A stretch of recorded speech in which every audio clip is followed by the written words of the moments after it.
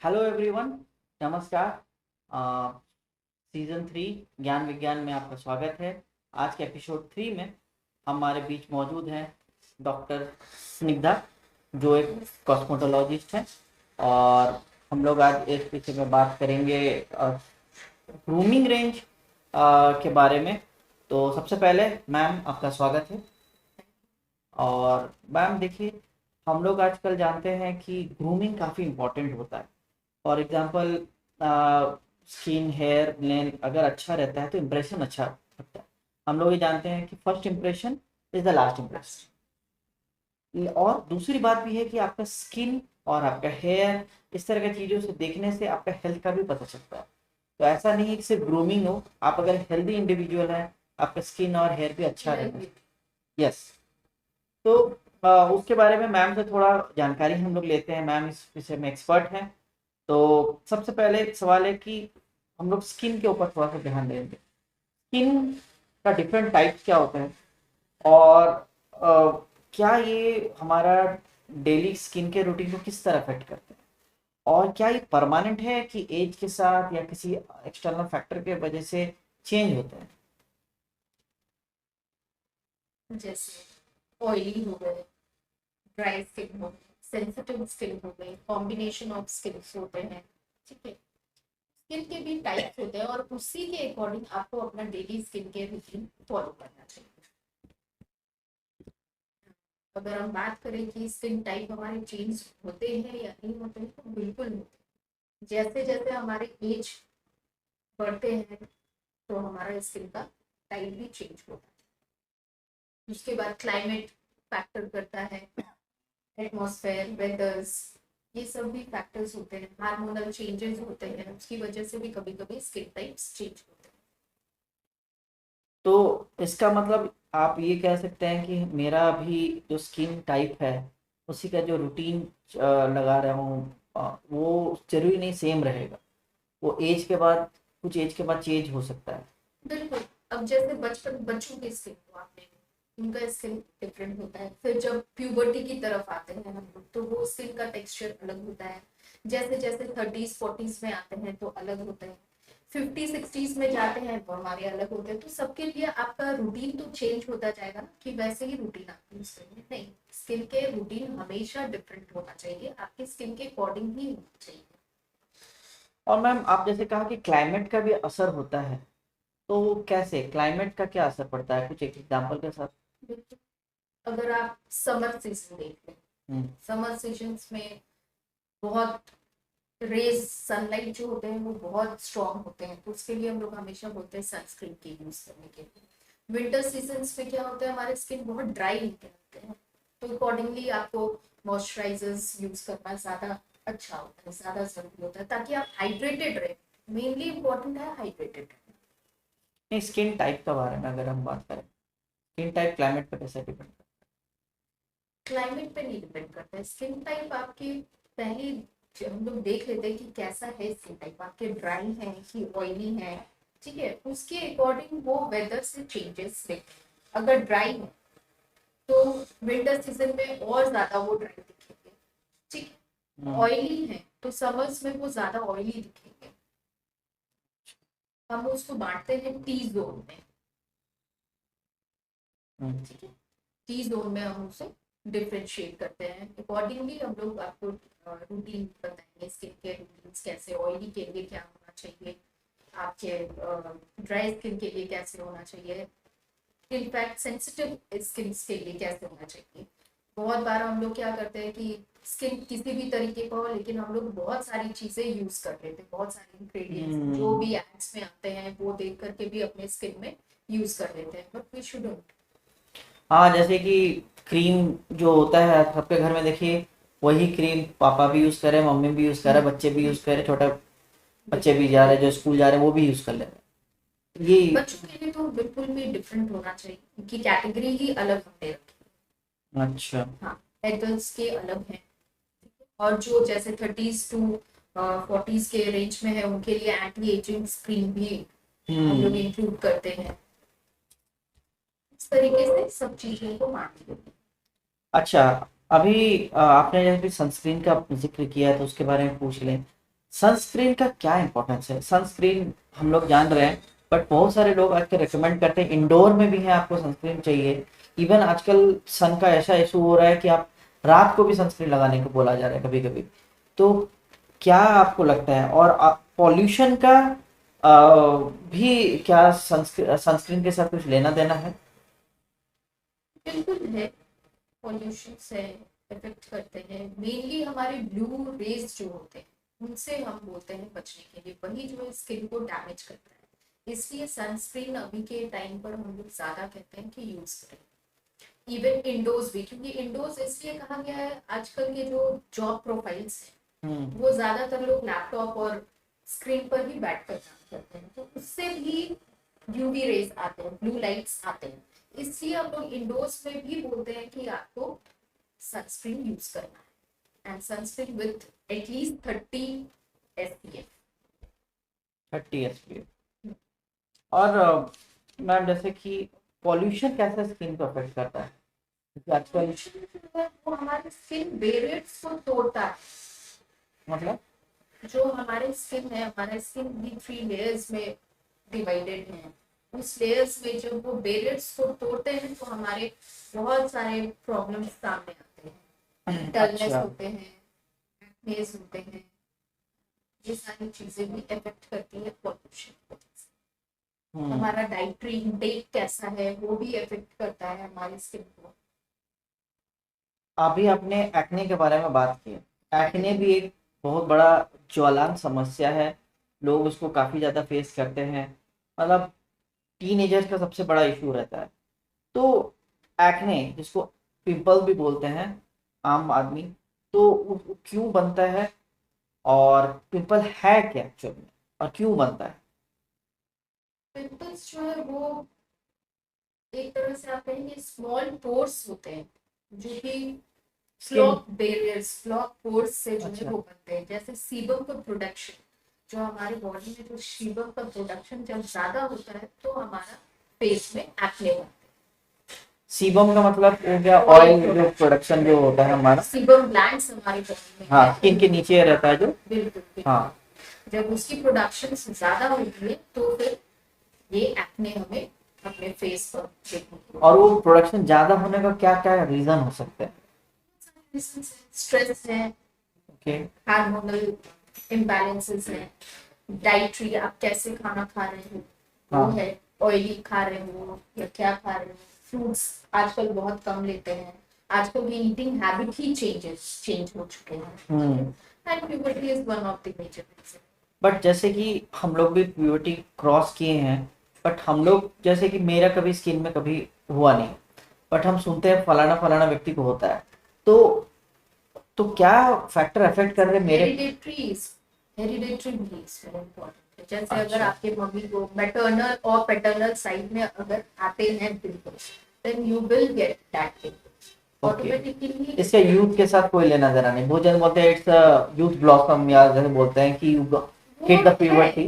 उसको आप फॉल्स नहीं कह सकते हैं, प्यूबर्टी भी एक कारण है। जनरली जो फीमेल चाइल्ड है उसको, अच्छा, फीमेल में ज्यादा इसलिए अफेक्ट ज्यादा करता है, हार्मोनल डिसबैलेंस ज्यादा होता है होगा। ओके, क्योंकि हाँ, प्यूबर्टी जब हम लोग हिट करते हैं उस समय हार्मोनल चेंजेस आते हैं, और स्पेशली फीमेल में कुछ ज्यादा ही चेंजेस आते हैं बड़ा। इस वजह से फीमेल में एक्ने होने का संभावना ज्यादा है, आप ये कह रहे हैं। ठीक। और तो उसका रेमेडी क्या है? और कोई होम केयर रेमेडी पॉसिबल है कि हमें एक्सपर्ट के पास ही जाना चाहिए, कि क्या है? एक्सपर्ट्स के पास हमेशा ही आपको जाना चाहिए, you should visit. But home care भी है। होम केयर यही है कि आप अपना डेली रूटीन जो है उसके अकॉर्डिंग ही करें। बहुत हार्श क्रीम या स्क्रबिंग नहीं करें, यूज ऑलवेज जेंटल। बहुत सारे केमिकल्स के साथ में आप ना यूज करें क्रीम्स और स्क्रबिंग या फेस वॉश जो भी होते हैं। और कुछ कुछ ऐसे केमिकल्स होते हैं जो हम बताते हैं, जैसे एक्ने है तो उसके लिए यूज करने के लिए, लाइक सैलिसिलिक एसिड, उसके साथ उसकी कॉम्बिनेशन में जो भी फेस वॉश या क्रीम्स आते हैं वो आप यूज करें। Hydrated gel based cream use करें, ठीक है। ये सारी चीजें हैं जो कि हम बताते हैं पेशेंट को कि आप ऐसे चीजें यूज करें, ये प्रोडक्ट्स यूज करें। अपने से आप यूज करेंगे और सोचेंगे घर पर ही ठीक हो जाए। हम्म। तो हम लोग लोगों ने देखा कि किस तरह से पिंपल हमें अफेक्ट कर रहा है, पर रेमेडी में आपने कहा कि होम बेस्ड रेमेडीज भी अवेलेबल है, तो उसका कुछ एक बता सकते हैं, शायद लोगों को बेनिफिट मिल जाए घर में ही यूज़ करने में। होम में जैसे आपका एलोवेरा हो गया, हनी हो गया, टी ट्री ऑयल हो गया, वो सारी चीजें हम लोग होम केयर में यूज कर सकते। कर्ड हो गया। तो स्किन के बारे में हम लोगों ने शॉर्ट में थोड़ा सा जाना, आज ज़्यादा डिटेल में हम लोग जा नहीं रहे हैं, बट जितना भी हम लोगों ने जाना कि बेसिक स्किन का टाइप हम लोग समझ लिए कि स्किन का टाइप आपका ऑयली ड्राई कॉम्बिनेशन रहता है, और सबका स्किन के रूटीन अलग होता है, एज के हिसाब से बदलता है, मौसम के हिसाब से बदलता है, उसका कंडीशनिंग बदलता है। फिर हम लोगों ने देखा कि हमारा सनस्क्रीन का इम्पोर्टेंस क्या है, स्किन डैमेज में काफ़ी ज़्यादा मदद करता है, और पिंपल्स एक मेजर समस्या है, उसको इस बार मैम ने बताया कि वो एज, हॉर्मोन्स और स्पेशली फीमेल को होता है हार्मोनल डिसबैलेंस की वजह से। अब ये सब तो चीज़ें हम लोग समझ गए, लेकिन कुछ कुछ मिथ हैं जो स्किन केयर को लेके हैं, जैसे कि मेरा स्किन अगर ऑयली है तो यानी कि मेरा स्किन तो हाइड्रेटेड ही होगा, मतलब तो मेरे को मॉइस्चराइजर लगाने की क्या जरूरत है, तो इसके बारे में आप क्या कहना चाहते हाइड्रेशन से ऑयली स्किन का कुछ भी लेना नहीं। ऑयल इसलिए है क्योंकि आपके सीबम प्रोडक्शन ज्यादा है, और ऑयली स्किन में ही हमें पिंपल्स एक्ने ज्यादा देखने को मिलते हैं। तो इसलिए ऑयली स्किन का स्किन केयर जो है वो ज्यादा अच्छा होना चाहिए। हैं? जैसे आप नाइट नाइट केयर जरूर ले, हम्म। केयर जरूर लेना है आपको। Always don't touch your face. Then आप जो भी क्रीम यूज करते हैं, बहुत कम केमिकल्स, बहुत कम इंग्रेडिएंट के साथ में जो भी क्रीम आते हैं वो यूज करें। Gel based moisturisers moisturisers in fact ज्यादा यूज करें। सनस्क्रीन तो यूज करना ही करना है, और जो फेस वॉश है वो सैलिसाइलिक बेस्ड फेस वॉश ही यूज करें। ऑयली स्किन में वो ज्यादा अच्छा रिजल्ट्स देते हैं। Thank you. अब दूसरा एक मिथ लोगों के मन में आता है कि घर का जो बेसन है, हल्दी है, वही है ठीक है, बाहर का कोई केमिकल या फेस वॉश ये सब लगाना सब बेकार है, स्किन डैमेज होता है केमिकल से, और डॉक्टर्स के पास जाना नहीं चाहिए, जो है घर का उपचार है उपटन ही सही है, या फिर कुछ भी दही बेस्ड हो गया, हल्दी हो गया, यही लगाना ही सही है। तो इसके बारे में आपको क्या कहना चाहिए?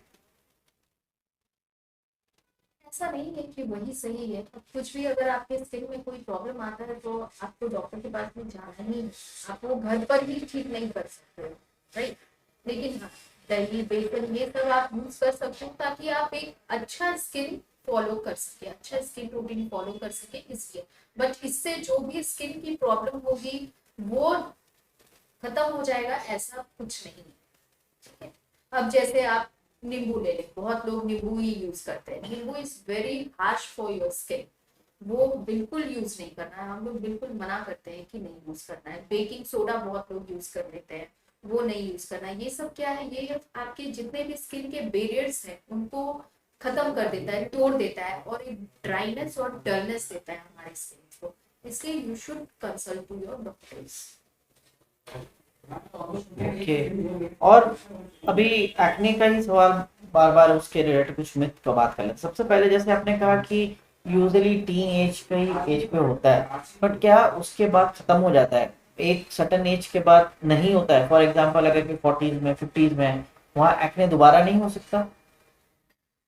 बिल्कुल हो सकता है, क्यों नहीं हो सकता, क्योंकि उस एज में भी हार्मोनल डिफरेंसेस चलते हैं। उस स्टेज में हमारा स्ट्रेस बहुत ज्यादा होता है, तो स्ट्रेस की वजह से भी आपके स्किन बहुत कुछ इफेक्ट दिखाते हैं। डलनेस होता है, अनइवन स्किन होते हैं, एक्ने होते हैं, डिहाइड्रेटेड हमारे स्किन हो जाते हैं। तो उस एज में भी, हर एज में वेरिएशंस है, हर एज में अपने अपने प्रॉब्लम्स हैं। प्रॉब्लम कभी खत्म नहीं होते हैं। ओके। तो अभी अगर आपने जैसे कहा कि एज कोई भी हो, आप जब भी हार्मोनल डिसबैलेंस होगा, लाइफस्टाइल प्रॉब्लम होगा, पॉल्यूशन होगा, कुछ भी होता है, पोर्स ब्लॉक होते हैं, किस तरह का सीबम ग्लैंड का सिक्रेशन है हैम्पर होगा, तभी एक्ने का इशू आएगा। तो ऐसा बहुत सारे लोगों को मानना है कि एक्ने है तो उसको अगर रगड़ के एकदम दबा के एकदम निकाल दें, अगर उसका अंदर का पस या क्या बोलेंगे निकाल देने से तो एक्ने ठीक हो जाएगा अपने आप। बट किसी का कहना है कि नहीं, उस पन्ने से परमानेंट दाग रह जाता है। तो सही क्या है? अभी जैसे मैंने आपको बताया था, कभी भी don't always touch your face, ठीक है, क्योंकि आपके हाथ आपने हमेशा सैनिटाइज या धोया नहीं है, और किसी भी चीज को, कोई भी घाव को अगर आप बार बार छूते हो तो वहां पर क्या होता है, बैक्टीरियल इन्फेक्शन होता है, ठीक है। वो इन्फेक्शन आपको और बढ़ाता है, कम नहीं करता है। इसलिए always you have to follow how to manage the pimples. उसके लिए आप हम क्रीम्स बताते हैं बहुत सारे, और भी बहुत सारी रूटीन्स बताते हैं जो आपको फॉलो करना होता है। और कभी भी किसी भी चीज में डोंट एग्रेसिव नहीं होना है, ऑलवेज बी जेंटल। जो भी यूज करना है, अगर आप स्क्रब यूज कर रहे हो, क्रीम यूज कर रहे हो, या दही बेसन ही क्यों नहीं यूज कर रहे हो, be gentle to your skin, don't be aggressive. Aggressive कुछ भी करोगे तो वो हमेशा स्किन बैरियर्स को तोड़ेंगे। और एक बार अगर बस, एक्ने के भी बहुत सारे वेरिएशंस है, कितने तरह के एक्ने आते हैं उसके भी बारे में बताएंगे आपको। ओके। पस्ट्यूल होते हैं, पस वाले होते हैं, बिना पल्स के होते हैं, कॉमेडन्स जो हम लोग बोलते हैं। जैसे बहुत लोगों को पिंपल्स नहीं, लेकिन black heads and white heads रहते हैं। टी जोन जो मैंने आपको पहले बताया था, उस जोन पे वो जो ब्लैक हेड्स और टी व्हाइट हेड्स आते हैं, उसको भी हमें डील करना है, वो भी कॉमेडोजेनिक है। इसलिए हम लोग बोलते हैं नॉन कॉमेडोजेनिक क्रीम्स यूज करने के लिए। और वाटर इनटेक बहुत ज्यादा रखना है, हाइड्रेटेड रहना है। Hydration is more important. Hydration रहेगा तो आपके पिंपल्स भी कम होने लगेंगे। और उसको पस को निकालना नहीं है, बिल्कुल भी नहीं निकालना दाग रह जाते हैं क्या? है, बिल्कुल वो दाग रह जाते हैं। कोमोडोजेनिक मतलब पोर्स ब्लॉकिंग, नॉन ब्लॉकिंग हो गया। जो भी पिंपल्स हैं, फिर आपके ब्लैक हेड्स हैं, व्हाइट हेड्स हैं, ये सारे हम लोग उसमें। तो मतलब क्या हो गया? कोमेटोजेनिक वही हुआ ना, जो भी आपके घाव वो ब्लॉक कर देता है, पोर्स को जो ब्लॉक करता है, पोर्स ब्लॉकर को कोमोडोजेनिक। ठीक है। तो अभी स्किन के लिए थोड़ा सा बेसिक हम लोग समझ गए हैं कि हमारा रूटीन को ध्यान रखना है, होम का कुछ भी अब करना है, बट डॉक्टर्स को भी कंसल्ट करना है। हाँ। कुछ चीजें, कुछ प्रोडक्ट्स ऐसे मेडिकेटेड प्रोडक्ट्स आपको हमेशा यूज करना है। और सेकंड सनस्क्रीन का यूज करना है, फेस को नहीं टच करना है, सनस्क्रीन यूज करना है, मॉइस्चराइजर यूज करना है। डेली केयर आपको बता दें, फेस वॉश विथ सैलिसाइलिक और ग्लाइकोलिक, ये आपको टैनिक में ही हटाते हैं और आपके एक्ने भी रिमूव करते हैं। इस इंग्रेडिएंट के साथ में आप फेस वॉश लें, मॉइस्चराइजर भी आपको लेना है एकदम, सनस्क्रीन SPF 30 मिनिमम, ये 3 चीज जरूर ले लें। एंड नाइट केयर तो रखना ही है, डे केयर के साथ में नाइट केयर। हाँ, मतलब 2 टाइम आपको मेंटेन रखना है। फेस धो करके, मॉइस्चराइजर लगा करके, उसके बाद ही आप मूवमेंट। बस इतना ही अगर हम लोग करेंगे, हमारा स्किन काफी हद तक मेंटेन रहेगा। अभी लॉट ऑफ वाटर इनटेक, हाँ, पानी भी पीना जरूरी है। फ्रूट्स इनटेक, जैसे अब हमारे बॉडी में ऑक्सीडेशन जैसे होते हैं, ठीक है, ग्लूटाथियोन लोग ले रहे हैं अंदर से, क्यों? क्योंकि वो रिलीज नहीं हो पा रहा है हमारे बॉडी से। इसके लिए हमें क्या, फ्रूट्स का बहुत ज्यादा इनटेक करना है।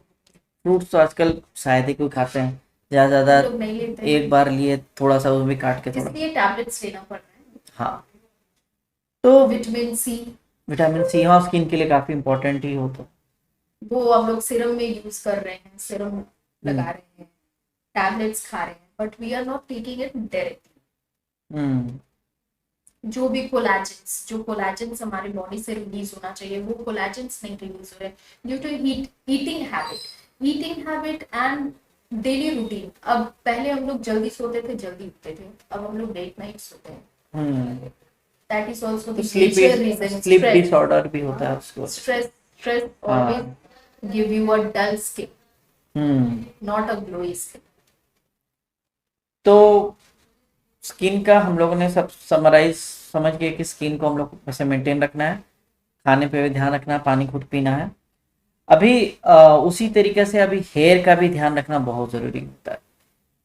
तो बाल भी अच्छा रहता है तो आजकल तो हम देख ही रहे हैं बालों का समस्या घर घर में, या कोई ना कोई हम किसी को ना किसी को जानते हैं जिनके घर में बालों की समस्या है। तो तो बालों के बारे में जाने उससे पहले हम थोड़ा सा जान लेते हैं उसका भी कोई टाइप होते हैं, हेयर के भी। हाँ, हेयर को भी हम लोग बांटते हैं, जैसे स्ट्रेट हेयर्स हो गए, कर्ली हेयर हो गए, वेवी हेयर हो गए, हम्म। थिन हेयर है, अच्छा। थिक हेयर है, ऑयली है, ड्राई है। बहुत आते हैं हमसे पेशेंट्स जो बोलते हैं आज शैम्पू किया था और फिर तेल जैसा ऑयली। ऑयली है। हम्म।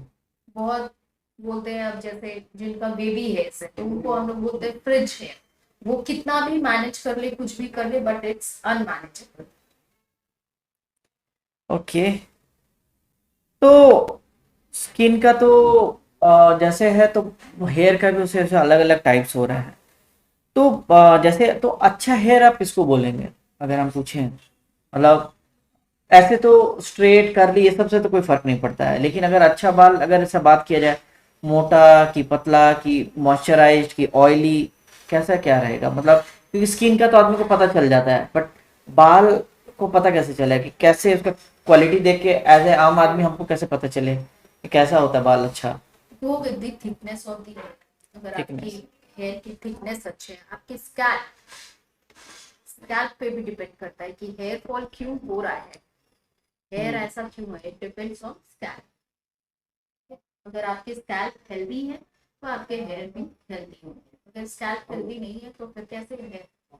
But as a common person हमको कैसे पता चलेगा स्कैल्प मेरा हेल्दी है कि नहीं है, मतलब। आप देख सकते हो जैसे आपके हेयर फॉल हो रहे हैं, ज्यादा हो रहे हैं, कहीं डैंड्रफ तो नहीं है।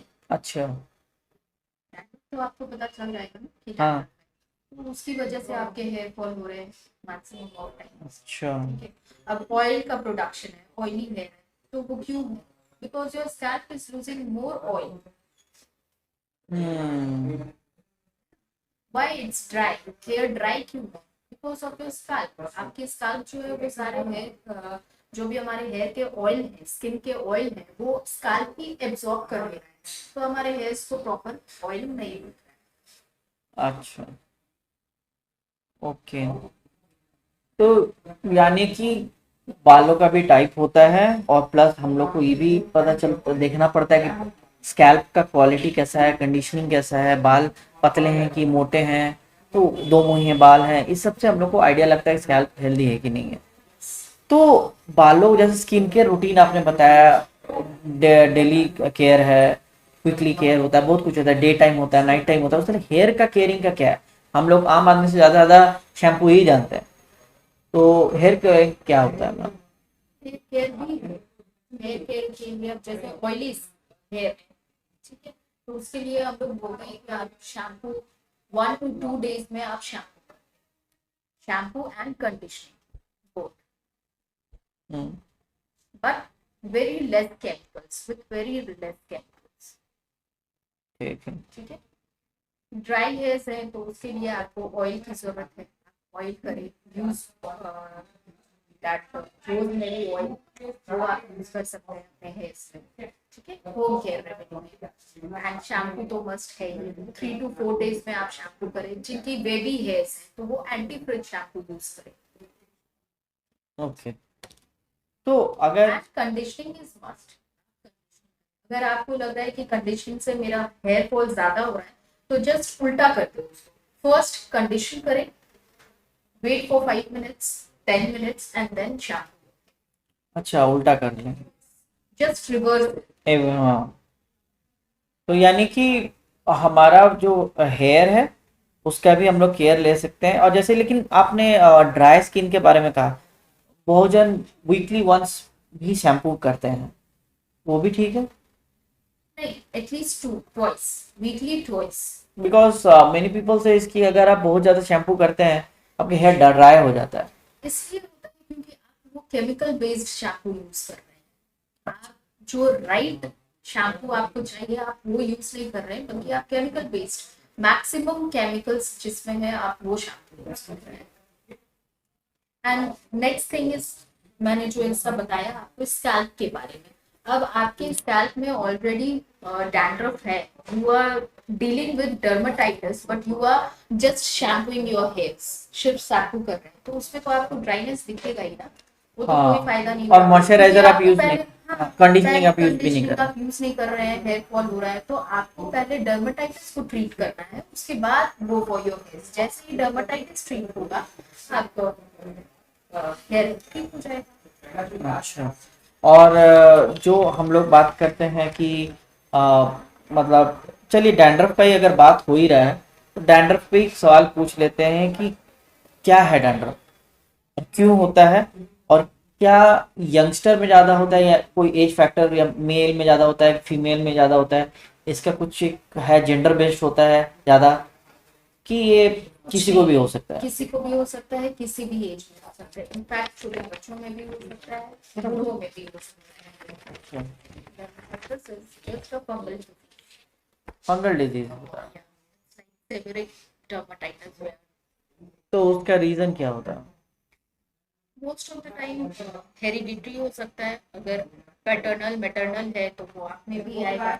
दूसरी आपके स्कैल्प पे डिपेंड करता है, अगेन आई टेलिंग दैट कि आपके स्कैल्प अगर बहुत ऑयली नहीं है या आपके स्कैल्प बहुत ज्यादा ऑयल ले रहे हैं, तो क्या हुआ, स्कैल्प सूखा पड़ गया। सूखा होने से क्या हुआ, वही स्कैल्प पे जो चमड़ा होता है, जो स्किन होता है, वो रिलीज करता है, दैट इज डर्म, फिर वो डैंड्रफ होता है। और डैंड्रफ की वजह से ही मैक्सिमम हेयर फॉल है। पॉल्यूशन, आज का जो पॉल्यूशन है उसकी वजह से, जो एटमॉस्फेयर में हम लोग रह रहे हैं, वो भी एक कारण है डर्मेटाइटिस की। Eating habit, fooding habit. दूसरी, आजकल बहुत पार्लर लोग ट्रीटमेंट लेते हैं, पार्लर ट्रीटमेंट्स, वो भी बहुत बड़ा कारण है आपके हेयर फॉल का। तो यानी कि डैंड्रफ एक हाइजीन इशू नहीं है, डैंड्रफ एक लाइफस्टाइल इशू है। हाइजीन है, अगर आप वीकली वन टाइम आप शैम्पू कर रहे हो या 15 दिन में एक बार। अब बाल हमारे उजले हो गए हैं, कलर किया, इस वजह से मैं 15 दिन में शैम्पू करूंगी, वो भी एक कारण है। मतलब कुछ एक हल्का फुल्का हाइजीन इशू है, लेकिन ज्यादा है हमारा लाइफस्टाइल इशू। और स्पेशली अगर फंगस का प्रोडक्शन हो रहा है तो उसको कम करने पे हम लोग ध्यान नहीं देते हैं। फंगस की प्रोडक्शन नहीं हो सकता है, फंगस प्रोड्यूस नहीं होती है, वो खुद ही है। ऑयल ग्लैंड्स में ऑयल कैसा प्रोड्यूस हो रहा है, स्कैल्प ड्राई है तो डर्मेटाइटिस। अच्छा, तो हमें ध्यान रखना है कि डैंड्रफ ना हो, और हो तुरंत। उसको क्योर करें, यूज केटाकोनाजोल, ठीक है, आप अपने शैम्पू में केटाकोनाजोल यूज करें, एक बार ये शैम्पू करें वीकली वंस, इट विल। अच्छा, और खाने पीने का कुछ? खाने में वही है, आप Normal नहीं हो सके फाइबर फूड्स ले, फाइबर्स फूड, अच्छा, फ्रूट्स, ऑयल कम कर दे, फैट वाली चीजें कम खाएं, यानी टाइमली खाएं, टाइमली सोए, अच्छा, गुड ऑक्सीजन। ओके। और अभी कुछ होता है कि जैसे कि हम लोग स्किन केयर का मिथ के बारे में जाने, कुछ हेयर केयर का भी मिथ के बारे में जान लेते हैं। फॉर एग्जाम्पल, एक लोगों का कहना रहता है कि ऑयल लगाना हेयर ग्रोथ के लिए या हेयर हेल्थ के लिए बहुत इंपॉर्टेंट होता है। तो नारियल तेल हो, सरसों तेल हो, भोजन घी है, उससे भी पूरा एकदम चम्पी करते हैं पूरा अच्छा से। और कभी कभी तो इतना ज़्यादा करते हैं कि एकदम ऑयली ऑयली जैसा एकदम चिपका चिपका टाइप का फील होता है। तो इसमें क्या हद तक सच्चाई है, या एक्सेसिव ज़्यादा हो जाता है, कि बैलेंस आउट करना चाहिए, कि कम हो रहा है, कि मैम उसके पीछे क्या सच्चाई है, आप थोड़ा बताएं।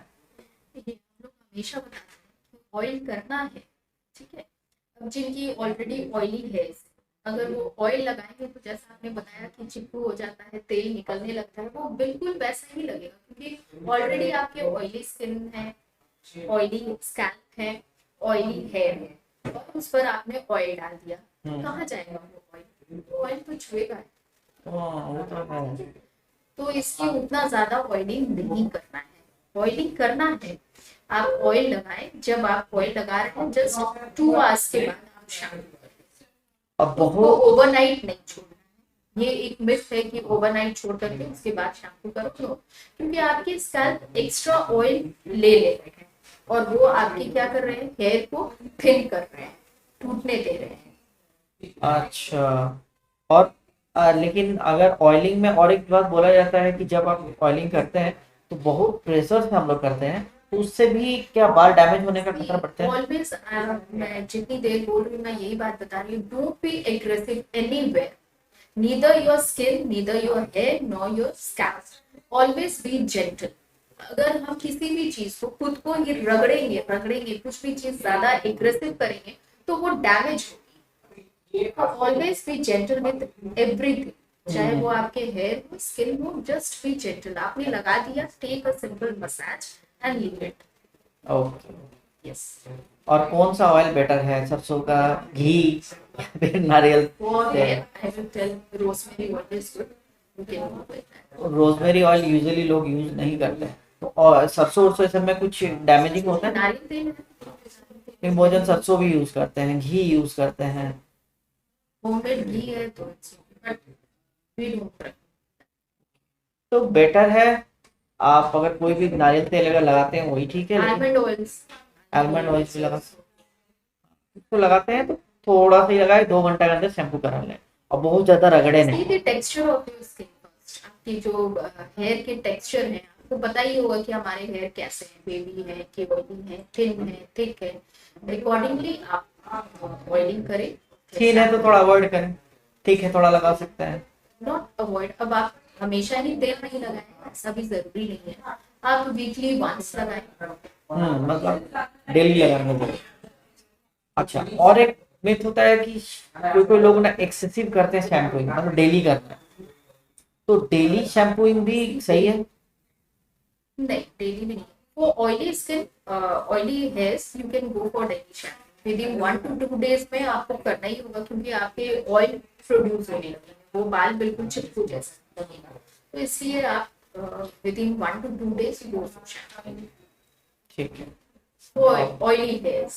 और बाकी के लिए बाकी के लिए 3 to 4 days हाँ 3 to 4 days कर सकते हैं, हर दिन करना जरूरी है। जरूरी है, वीकली ट्वाइस।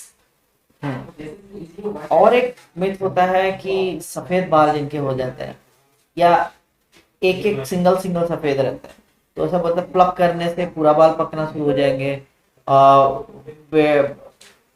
बेटर है इसको काट दें एक सिंगल बार को, तो सही क्या है? Grey hair is very different and difficult to do. ठीक है, ये टोटली आपके बॉडी के हार्मोन्स एंड हेरिडिटी पे डिपेंड करते हैं। ओके। अगर आपके मैटरनल या paternal, exclusively maternal, maternal side में अगर किसी को भी कम एज में हेयर ग्रे का कंप्लेन था, तो वो हो सकता है कि आपके बच्चों में आ जाए, और उसको डील करना इज लिटिल बिट। वो कोई भी आप क्रीम लगा ले या ये कुछ भी लगा ले, उससे नहीं। उसके लिए पहले बहुत सारे टेस्ट होते हैं, वो टेस्ट हम लोग करते हैं, किस चीज की डेफिशिएंसी है उसके बारे में पता करते हैं, then we prescribe proper medicine. उसके लिए आपको पहले मेडिसिन लेने होंगे एंड देन इट विल।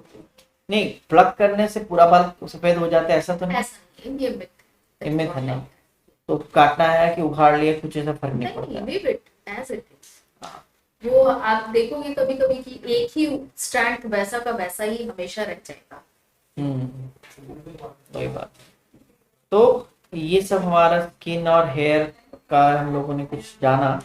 अब कुछ कुछ इशू के बारे में हम लोग जान लेते हैं, जैसे कि स्ट्रेस और हॉर्मोन्स जो होते हैं ये हमारे बालों को किस तरह अफेक्ट करते हैं। मतलब जैसे अभी तो आप मेंशन ही कर रहे थे कि हमारा स्किन और काफ़ी ज़्यादा, मतलब स्ट्रेस होने पे डैंड्रफ का बढ़ना होता है, एक्ने होता है, तो इसको आप थोड़ा सा और बता सकते हैं कि और क्या क्या जगहों में अफेक्ट करता है, स्किन में या हेयर में, apart from being stress acne and dandruff?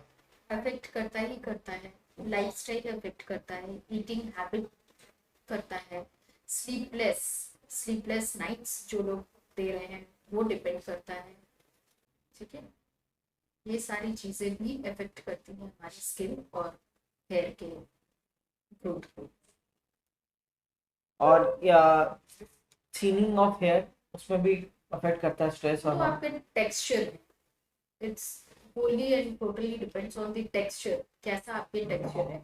वो हमारे हेयर के जो है फेजेस आते हैं, ठीक है, एनाजन, कैटाजन एंड टीलोजन, वो फेजेस आते हैं, वो जैसे जैसे आपके फेजेस आ रहे हैं अकॉर्डिंगली एज वो थिननेस और थिकनेस हेयर के आते हैं।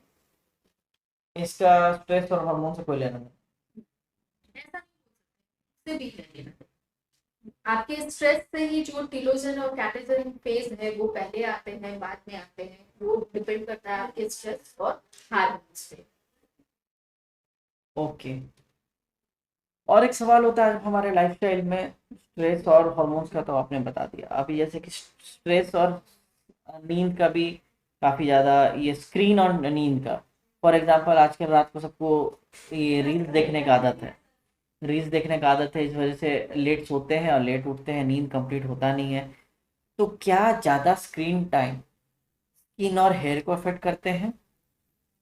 ऑब्वियसली जैसे मैंने अभी बताया ब्लू लाइट, ब्लू हम्म। लाइट तो हमारे स्किन को डैमेज करता ही करता है, इसलिए मैंने बताया कि इंडोर्स भी हमें सनस्क्रीन यूज करना है और स्क्रीन टाइम आप कम कर दें एट नाइट। हम्म। तो यानी कि हमारा स्किन अफेक्ट करता है, नींद कंप्लीट नहीं होने पे सारा हार्मोन से लेके हर चीज़, जैसे मैम ने थोड़ा देर पहले बताया था कि हमारा स्किन अफेक्ट होता है स्ट्रेस से भी। नींद। Overall lifestyle always indicates your body, your skin, your hair. जो हेल्थ है उसको ओवरऑल लाइफस्टाइल ही लाइफ मैटर है। डिपेंड।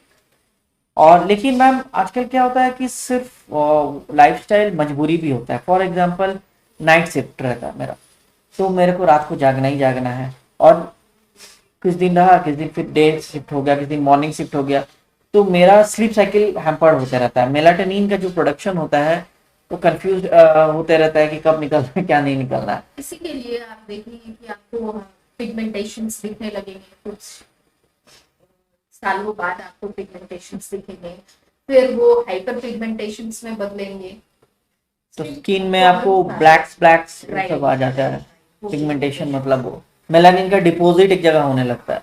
जैसे जैसे मेलानिन रिलीज हो रहा है वो आपको वैसा वैसा पिगमेंटेशन शो करेगा। बहुत आप जो ऐसे, अच्छा वर्क प्लेस भी है, skin damage and hair damage में वर्क प्लेस भी है, जैसे बहुत लोग फैक्ट्रीज में काम करते हैं तो उनके स्किन आप देखेंगे वो अलग तरीके से डैमेज होते हैं। बहुत लोग जो लोग डाई यूज करते हैं उनके पिगमेंटेशन आपको अलग दिखेंगे, वो स्किन पर अलग आता है, या स्कैल्प उनके अलग डैमेज होते हैं। मेनी फैक्टर्स आते हैं, आप किसी एक फैक्टर को या किसी एक चीज को नहीं तो कह अगर सकते कि वो देखिए मैम किसी का अगर लाइफस्टाइल मेरा नाइट शिफ्ट जाना ही जाना है और मेरे को पिगमेंटेशन से बचना है, तो अपना डेली रूटीन में क्या क्या चीज इंक्लूड करें कि फ्यूचर में मेरे को प्रॉब्लम ना हो? जो मैंने स्किन केयर के बारे में बताया है, जो प्रोडक्ट्स जो केमिकल्स मैंने बताया कि उस केमिकल के इंग्रेडिएंट को आप यूज करें, उससे ठीक रहेगा। और बीच बीच में जरूर अपने कॉस्मेटोलॉजिस्ट या डर्मैट से मिलते रहिए, तो they will treat your symptoms very nicely, और फिर आप स्किन केयर रूटीन को फॉलो करेंगे तो वो ज्यादा अच्छा इफेक्ट करेगा। अब आप अपना स्किन केयर तो आप कर ही रहे हो बट आपके पिगमेंटेशन तो हट ही नहीं रहे हैं, then what you will, you should have to go to your doctor, consult them. We will in clinic we will give you some treatment, उससे वो कम होगा, and then continuous use of your skin care routine, home routine. Ma'am अभी जैसे अपने बालों के बारे में, स्किन के बारे में, मौसम के बारे में बात क्या अफेक्ट करता है, तो क्या बालों के लिए रेनी डेज काफी बुरा होता है, मतलब हेयर डैमेजेस ज्यादा बढ़ते हैं, बढ़ते तो रेनी डेज की वजह से? रेनी डेज में भी होते हैं, आपके विंटर डेज में भी होते हैं, समर्स में भी होते हैं, हर सीजन में आप देखेंगे आपके हेयर फॉल कैसे हैं, कैसे हो रहे हैं। अच्छा। You can yourself you can see, आप विंटर्स में देखेंगे कि ज्यादा हेयर फॉल हो रहा है, रेनी में देखेंगे कि मॉइस्चर ज्यादा है आपके हेयर में, बहुत ज्यादा ऑयली ऑयली जैसे लग रहे हैं, कर्ली हो जाता है किसी का hair. Due to weather. Okay. Summers में आपको बहुत ड्राइनेस दिखेगा, बहुत ड्राई है, even face and scalp both. Okay, thank you. अभी हम लोग ये सब तो नॉर्मल बातें हैं, हम लोग जो अपना एनवायरनमेंट क्या क्या चेंजेस अफेक्ट करते हैं, स्ट्रेस अफेक्ट करते हैं। लेकिन आजकल रील्स के ज़माने में लोग कुछ ट्रेंडी ज़्यादा फॉलो करने लगते हैं। तो हमारा ट्रेंडी कुछ कुछ ट्रेंड्स ऐसे होते हैं कि जो हमारे बॉडी के लिए हाँ काफ़ी हार्मफुल होते हैं। तो ऐसा कुछ ट्रेंड मैम आप रिसेंटली देख रहे हैं इंस्टा या किसी पे, जो हेयर के लिए, स्किन के लिए काफ़ी ज़्यादा डेंजरस होते हैं और लोग फिर भी उसको अंधाधुंध फॉलो कर रहे हैं, उनको लग रहा है कि is trendy so that's why we have to use it? जैसे पार्लर ट्रीटमेंट्स ले रहे हैं, केराटिन, स्मूथनिंग, बोटॉक्स, प्लास्टिना, these days are going most trendy. You can take, but we don't Advice. suppose to say कि आप उतनी aggressive treatments ले. लेकिन It's okay with the botox, it's okay, but not with keratin and straightening. Ma'am actual में क्या होता है कि बहुत सारे बुटीक इसको पार्लर में जो होते हैं, क्या वो इतने एक्सपर्ट होते हैं वो सारे चीज ठीक करने के लिए? तो कभी कभी हम लोगों ने कुछ नेगेटिव न्यूज भी हम लोगों ने सुनते हैं, कुछ excessive. It's totally depend on yourself. आप खुद को किसके पास ले जा रहे हैं? आप डॉक्टर्स के पास जाने से डरते हैं कि हम नहीं जाएंगे, अपने स्किन में कुछ नहीं कराना है, हमारे बालों में कुछ नहीं कराना है, बट वहीं पे आप पार्लर में जाकर के अपनी स्किन की ट्रीटमेंट भी ले रहे हैं और हेयर की भी ट्रीटमेंट। तो it totally depends on you ना कि आप अपने आप को किन के हाथों में दे रहे हैं। I am not going to say कि आप इधर नहीं जाए और इधर नहीं जाए। It's totally depend. You are आप खुद मेच्योर हैं और अपनी हेल्थ के लिए आप खुद सजग रहें कि आपको कहाँ जाना है और कहाँ से सही ट्रीटमेंट लेना है। Don't follow the trends. और उसी अच्छा, अब एक सवाल ये आता है कि डॉक्टर्स को कब कब दिखाना चाहिए? मतलब कि यूजुअली क्या होता है कि जब हम लोग को पास, जैसे कि फॉर एग्जांपल डेंटिस्ट के पास हम लोग तब जाते हैं जब दांत में तकलीफ हो जाता है, ठीक है, या फिर एक्सेसिव कुछ होता है तभी कोई डॉक्टर के पास जाते हैं। स्किन और हेयर के केस में हमें पता कैसे चलता है कि किसके पास जाना चाहिए, कब जाना चाहिए और कितना इंपॉर्टेंस है कंसर्न? क्योंकि मैक्सिमम लोग नहीं समझ पाते हैं कि डॉक्टर्स का भी यहाँ कितना ज़्यादा इंपॉर्टेंट रोल होता है। हमको क्या कंडीशन या क्या सिम्टम दिखे हमारा बॉडी में कि हम तुरंत जाना बेटर समझे? जब भी रेगुलर लाइफस्टाइल से हट करके कुछ अलग होता है, जैसे आपके बहुत ज्यादा हेयर फॉल हो रहे हैं, you should go and consult to your doctor. आपके बहुत ज्यादा एक्ने हो रहे हैं या एक डलनेस आ रहा है स्किन में, पिगमेंटेशंस हो गए हैं, मेलास्मा हो गए हैं, फ्रेकल्स आ रहे हैं, तो you should visit. Don't use home care, आप तुरंत डॉक्टर के पास जाएं। Okay, thank you. और फाइनली इसको वाइंड अप करते हैं। वाइंड अप करने से पहले मैम से कुछ एक फाइनल एडवाइस लेना चाहेंगे कि ऐसा कुछ एक एडवाइस जो अंडररेटेड है, जो लोग को मिलनी चाहिए, मतलब लोग ज़्यादा ध्यान नहीं देते, या फिर अपने तरफ से कुछ एक है कि लोग अपना बॉडी को, ग्रूमिंग को, अपना हेल्थ को मेंटेन रखने के लिए कुछ अगर कर पाए, आप अगर फाइनली अगर कुछ बोलना चाहें तो? स्किन और हेयर के लिए तो लोग बिल्कुल भी ध्यान नहीं देते, वो ज्यादातर पार्लर पर ही डिपेंड करते हैं। Don't depend to parlor. Come to your doctor, your nearest cosmetologist or dermats, and take proper advice with them. Okay, thank you. और इसी के साथ हमारे एपिसोड का हम लोग एंड करते हैं। और स्निग्धा मैम, आपका बहुत बहुत धन्यवाद, आपने अपना कीमती वक्त निकाला। आज क्लिनिक चल रहा है, बिजी शेड्यूल से आप निकाल के हमारे साथ बैठे हैं। Thank you. और हम लोग का ये एपिसोड यहाँ पे एंड होता है। और आपको यदि कुछ डाउट है, कुछ है, तो आप कमेंट सेक्शन पे लिखिए, मैम के पास आपका क्वेश्चन है पहुँचाने का हम लोग कोशिश करेंगे। और फिर हम लोग मिलते हैं नेक्स्ट एपिसोड में। तब तक के लिए bye bye and take care. Bye.